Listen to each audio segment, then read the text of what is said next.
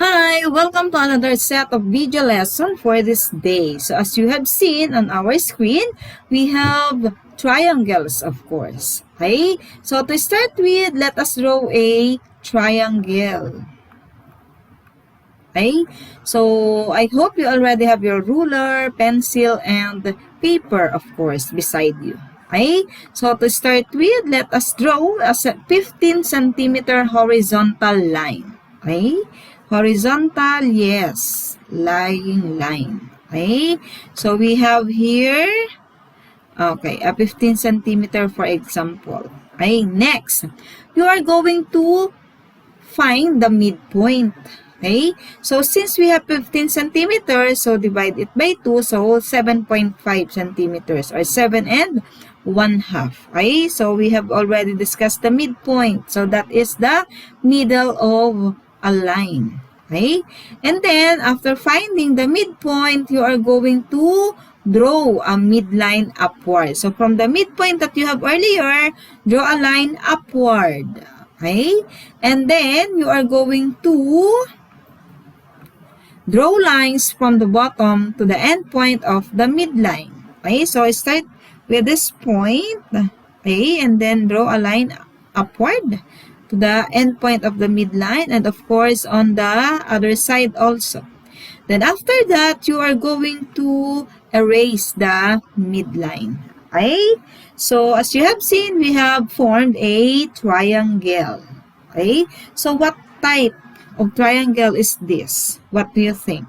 Yes, this is an example of isosceles triangle because this day, we are going to focus our discussion about the isosceles triangles. Okay? So, to proceed, isosceles triangles can be seen throughout our daily lives in structures, supports, architectural details, and even in bicycle frames. Isosceles triangles are a distinct classification of triangles with unique characteristics and parts that have specific names. In this lesson, we will explore the qualities of isosceles triangles. Okay? So, can you recall what is the meaning of isosceles triangle? To continue or to complete this statement?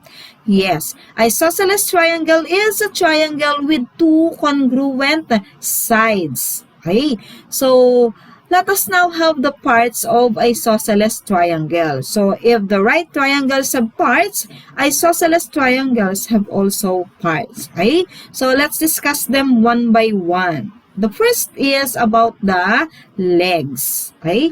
Legs are the congruent sides. Okay? So from the triangle that you have drawn earlier, let us label the which are the legs of our triangle or our isosceles triangle. So in this given figure, this is the first leg and this is the second leg. So again, they are the two legs. Okay? Next, the other part is what we call the vertex angle. So, vertex angle is the included angle of the legs. Okay, so as you have seen, we have here the leg, the first leg. We have here the second leg. Okay, then we have here the included angle. So, therefore, this is our vertex angle. Okay, so again, included angle of the legs of isosceles is what we call the vertex angle. The next part is the base. Okay, base is the side opposite the vertex angle. So, from the vertex angle, opposite that is the base. So, we have here to label as our base. Next is the base angle. It is the included angle of the base and leg. Okay, so we have here the base and then the legs. So this is the base, the leg, the included angle is this one. Okay, and then we also have here the base, the leg, the included angle. So we can name that as our base angle. Okay, first base angle and the second base angle. Okay. Next, okay, so we have already the parts of isosceles triangle. So to recall, again, what are the parts of isosceles triangles? Yes, they are the legs, the vertex angle, base, and base angles. So again, to repeat, we have the leg, the vertex angle, the base, the first base angle, and the second base angle. Okay, so I hope it is clear to you the parts of the isosceles triangle. So let's have here the triangle JOY. Let's assume that it is an isosceles triangle. And we are going to name each item or items. Let's have first the vertex angle. So from the figure or from the triangle JOY, what is the vertex angle? That's correct. We have angle O. How about the base? Correct. We have segment JY. How about the legs? Correct. We have segment JO and segment YO. How about the base angles? Of course, we have angle J and angle Y. How about the side opposite to angle O?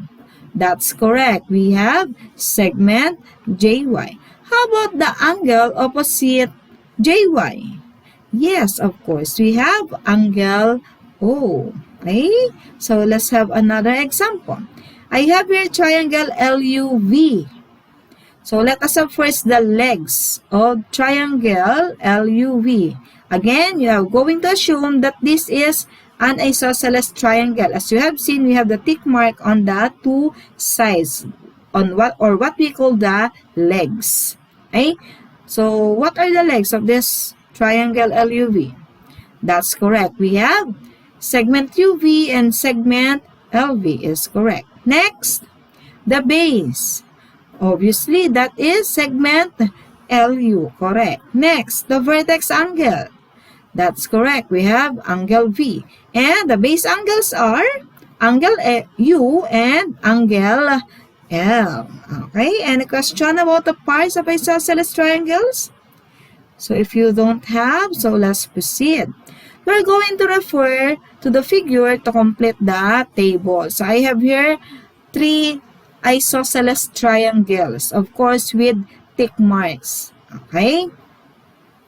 So we are going to complete this table. Okay? So we are going to refer first to the triangle SQK. So as you have seen, we have here triangle SQK. Okay? So as you have seen, we have here the tick marks. Okay? So let us have first the base. Okay? What is the base of triangle SQK? That's correct. We have segment SQ. How about the legs?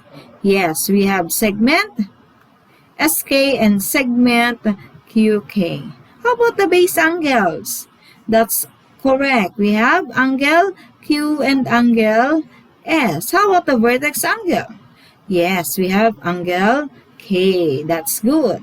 Let's now proceed with triangle SDK. So, we have here the triangle SDK. Okay? So, let's have the base of this triangle, SDK. Correct. We have segment SK. Next, how about the legs? Yes, we have segment SD and segment KD. Next, the base angles.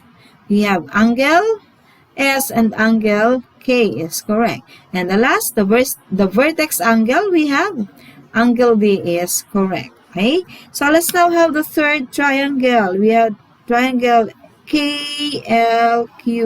Okay? So on this part.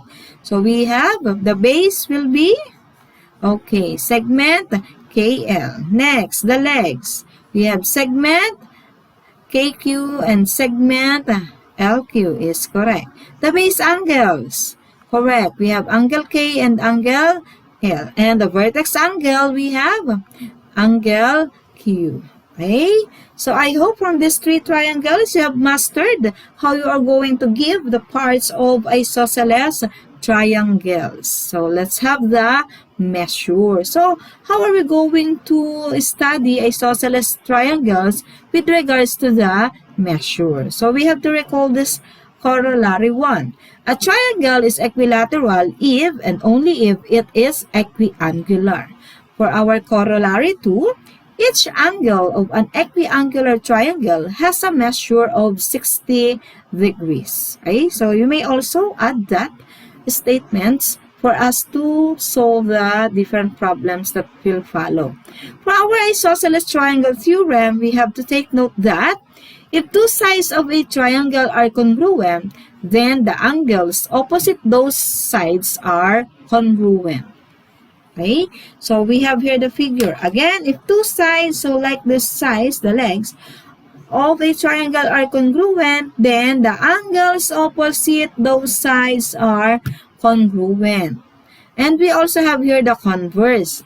Okay, if you are going to recall our topic on second quarter about the conditional statement, so the converse of this is, if two angles of a triangle are congruent, then the sides opposite those angles are congruent. So that is all about the theorem about the isosceles triangle. So let us apply that or those theorems in solving the following examples. For number 1, find the measure of the vertex angle of isosceles triangle HOT if a base angle measures 35 degrees.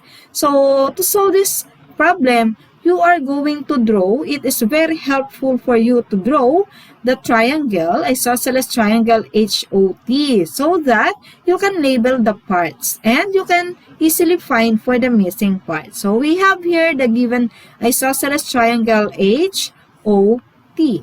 We have here the given that the base angle is 35 degrees. You are going to find for the vertex angle. Okay. So I hope it is clear. So to complete this, we are going to take note that the base angles are congruent from our theorem. Therefore, the other base angle is also 35 degrees. So this is also 35 degrees. And again, you are going to find for the vertex angle, and let us have that as our x. So we all know that one of the property of triangle, any kind of triangle, is that the sum of the measure of the three angles of a triangle is equal to 180. So to solve this, you are going to have the equation 35 plus 35 plus x is equal to 180. And then, you are going to, add the like terms, of course. So, you will obtain 70 plus x is equal to 180. Then, using addition property of equality, you will obtain x equals 180 minus 70. Then, solve for x, so that is x is equal to 110 degrees. So, therefore, our vertex angle here will be 110 degrees. Okay? For our next example, let us have this. Find the measure of each angle, wherein the measure of angle M is 30 degrees. Okay? So again, the measure of angle M is 30 degrees. So we have to take note that since angle M is our vertex angle, we have to take note that angle L, or the measure of angle L, is equal to the measure of angle N, wherein you have here 30 degrees. So we are going to have here as our x and another x since they are missing. Okay? And we are going to find the measure of each angle.